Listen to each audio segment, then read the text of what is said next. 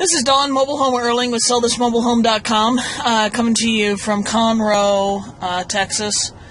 I just wanted to point something out. Occasionally you're going to come across mobile homes sitting on land.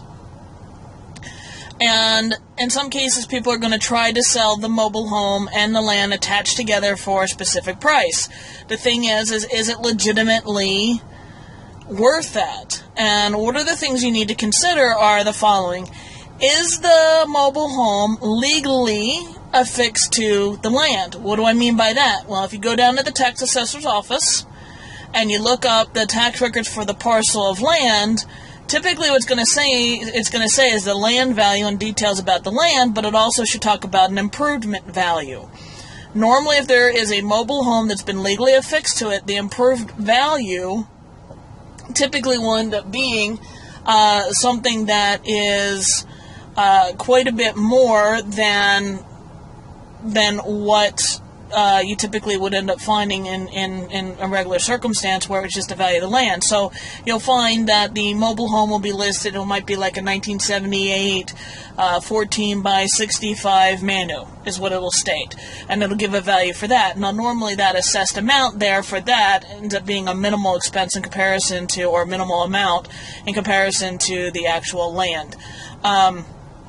So a situation that you might end up coming across is where the respective mobile home is not legally affixed to it, where it just has the land value and it doesn't talk about the mobile home. So then what would happen is it wouldn't be considered real property.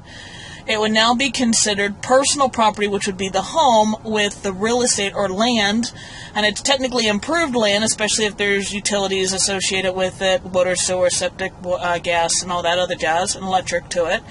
Then it has more value because it's improved land, but still it's just the land and then the personal property on top of it.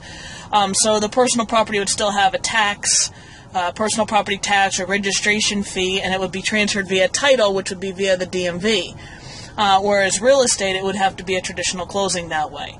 So that doesn't always necessarily mean that it's financeable if it is an improved asset or an improvement legally affixed to the land. If that mobile home is legally affixed to the land, that doesn't always mean that it's financeable. FHA has very strict guidelines as to what they require to be in place and how that structure needs to be attached to the land before they'll finance it.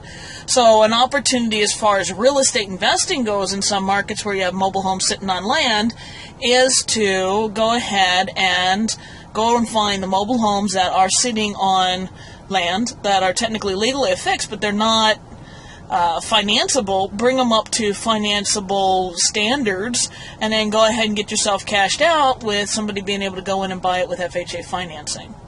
So just another point, another tip from Dawn, Mobile Home Erling with SellThisMobileHome.com, coming to you from Conroe, Texas.